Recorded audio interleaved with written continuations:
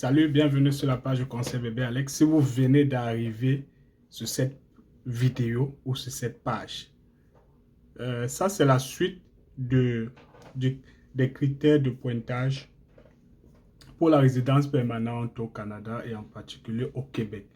Donc ça c'est la partie 4, c'est la suite. Donc nous sommes dans la rubrique E concernant la durée de l'expérience professionnelle dans le reste du Canada. Donc, la précédente, allez sur la page, vous regardez la précédente vidéo qui parlait des critères, des besoins de main-d'œuvre du Québec. On a listé une série d'informations concernant ça. Maintenant, ici, c'est la suite. Nous sommes à la rubrique E pour l'expérience professionnelle au Canada. Donc, ceux qui ont eu l'expérience, ceux qui ont une expérience au Canada. Il faut savoir que dans cette rubrique, il faut avoir acquis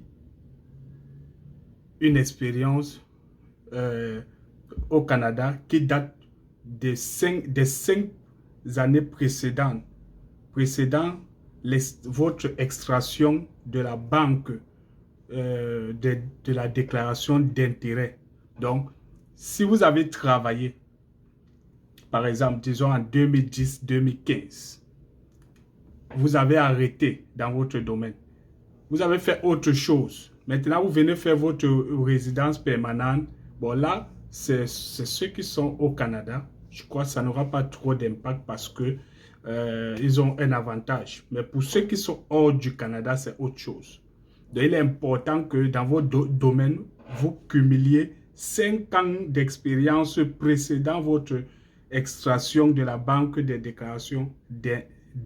Maintenant, je reviens. Cette rubrique a 30 points. Vous voyez, ça n'a pas assez par rapport à l'expérience du Québec. Voilà, cette rubrique cumule 30 points. Donc, quand vous avez moins de 6 mois, vous avez 0 points. Quand vous avez entre 6 et 11 mois, vous avez 8 points. Quand vous avez entre 12 et 23 mois, vous avez 15 points. Quand vous avez entre 24 et 35 mois, vous avez 20 points. Quand vous avez entre 36 et 47 mois, vous avez 25 points. Et si vous avez maintenant 48 mois et plus, ça vous donne 30 points.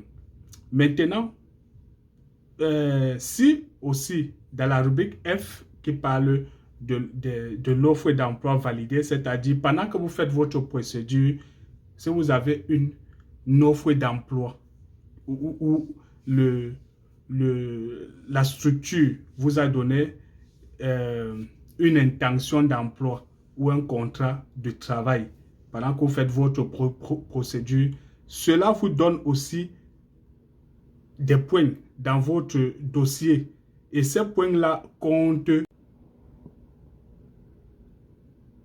Je suis en train de dire que ces points-là comptent environ 380.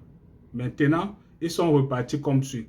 Si vous avez un emploi à l'extérieur de la communauté métropolitaine de Montréal, donc c'est-à-dire vous n'êtes pas à Montréal, vous êtes en région, ça vous donne 3, vous prenez tous les points.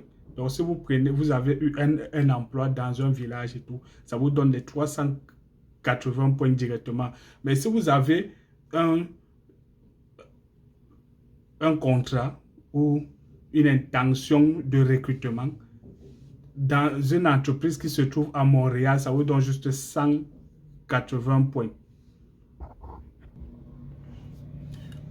Bon, et enfin, nous avons une rubrique, la dernière rubrique, qui aussi peut être importante, mais elle a juste 20 points. Elle a juste 20 points en tout. C'est la formation de l'époux ou du conjoint de fait. Donc, si vous décidez de mettre votre époux ou votre épouse, votre conjoint de fait dans votre dossier, ici, il n'a que 20 points qu'il vous apporte. Et ces 20 points sont repartis en 2 sous-groupes, c'est-à-dire le niveau de scolarité. Le niveau de scolarité ici, c'est à l'extérieur du Canada, c'est la première. Ça a 10 points en tout. Maintenant, si votre conjoint ou conjointe ou époux ou époux a un diplôme d'études universitaires, un diplôme d'études secondaires générales, ça vous donne juste 1 point. Ça vous apporte 1 point. Pardon. Si ce dernier a un diplôme d'études secondaires professionnelles sanctionnant 1 an ou plus d'études, ça vous donne 6 points. Bon, je ne vais pas lister tout ça. Déjà, il faut savoir que maintenant, si votre partenaire a peut-être un diplôme universitaire de seconde, c'est-à-dire la maîtrise, ça vous donne 10 points, ou un doctorat, ça vous donne 10 points. Donc, le sommet, c'est 10 points. Si ce dernier ou cette dernière a juste une licence ou quoi, oui, ça vous donne 10 points aussi. Donc, à partir de la licence, ça vous donne 10 points. Mais s'il n'a qu'un BTS, ça vous apporte juste 8 points.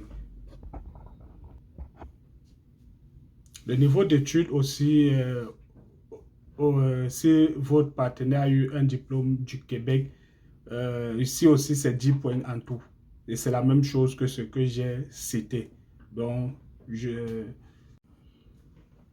en train de dire que le niveau d'études, même si votre conjoint, votre partenaire a eu un diplôme au Québec, ça vous donne juste maximum 10 points. Et c'est la même chose que s'il avait eu un diplôme hors du Québec, quoi. Ce sont les mêmes rubriques. Et je voudrais donc juste rajouter que il est très important de faire évaluer votre profil afin d'avoir un bon dossier et attendre la décision finale.